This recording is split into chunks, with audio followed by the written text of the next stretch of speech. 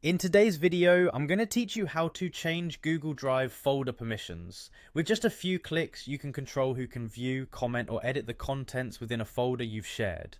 This is a handy tool for both personal uses, such as organizing your family photos, and professional tasks, like collaborating on a project with your team. Let's dive in and see how straightforward this process is. To begin with, you'll need to navigate to the main hub of your Google Drive. Open your web browser and head over to the Google Drive homepage. Once there, you'll see a list of your files and folders organized neatly by date or name. Here, find the folder for which you want to adjust permissions. After locating your folder, you'll need to bring up additional options. Do this by right-clicking on the folder itself. A context menu will appear offering several actions. From this menu, select the Share option. This opens a dialog box where you'll see a search bar and a list of people who already have access to the folder. At this stage, you can add new people by typing their email addresses into the search bar. For those who are already listed, you can adjust their level of access. But let's focus on changing the permissions.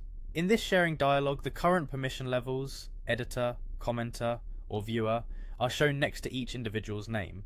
Clicking on the current permission level, which might be set as editor by default, opens a drop-down menu.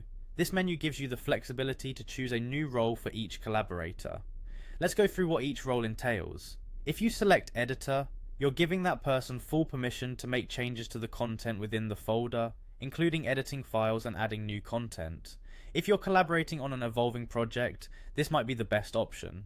Choosing commenter allows the user to add comments and suggestions, but not to change the actual content. This is useful if you want feedback without risking unapproved modifications. Finally, you have the viewer option. This restricts the user to only viewing the files without making any changes or leaving comments. This is ideal for sharing finalized documents or whenever you want to limit interaction with the folder's contents.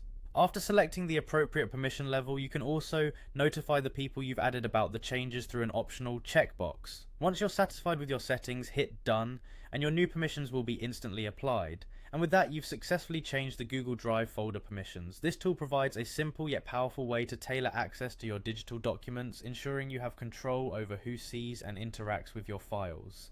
Thank you for watching, and feel free to check out other videos on managing digital content efficiently.